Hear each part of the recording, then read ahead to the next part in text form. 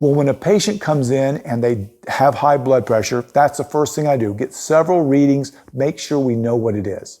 The next thing I like to do, I don't like to jump to a medication because there's many ways to lower blood pressure, but I want to understand why the blood pressure might be high.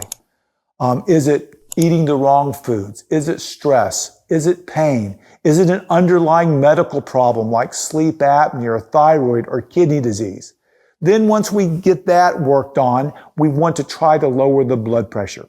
If the blood pressure hasn't damaged an organ, and that's the reason to treat it, if it's high every day, every night, all that pressure going through your pipes, over time, you're at a higher risk of having stroke, damage to the heart, damage to the blood vessels in the eyes, damage to your kidneys. So that's the reason to lower it. In fact, if we can lower our blood pressure, we can lower the risk of developing these problems like aneurysms, heart disease, strokes tremendously.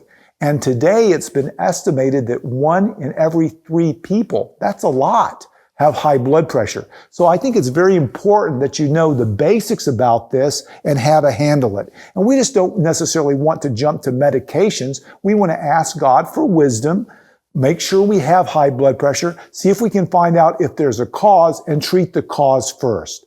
Well, if a person has high blood pressure, and let's say we can't find out the cause, it's consistently elevated. Every time they come in, it's 160 over 100. Well, I will first, if they haven't had any end organ damage, and we can check that out by some physical exams, some basic studies on the heart, some EKGs, some blood work. We can see if the organs have been damaged. Hopefully they haven't, because this will tell me how fast I have to bring the blood pressure down. If you've had end organ damage, we're going to have to bring it down fast while we also work on the cause of high blood pressure if that can be discovered. Well, the next step, let's say they don't have any end organ damage. Well, the next step I do is I try to give some lifestyle changes.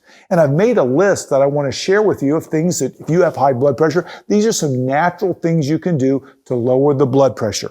And you're going to find out a lot of these deal with the cause. One of the things you can do is exercise. Studies have shown if you exercise for 3 months, that can lower the top number, the systolic, by 9 points. Lowering your sodium, that can lower it by as much as 16 points. Remember, a person needs only about 500 of sodium a day, that's milligrams, and the average person takes in 3,500, 7 times more than they need. And just some people, that sodium raises the blood pressure. The body tries to push all that extra sodium out by raising the blood pressure. That is one of the most common causes of high blood pressure. Before we had all these processed foods, we didn't have nearly as much of the blood pressure problem as we do today. Weight loss in itself can lower blood pressure by as much as 7 points on the systolic.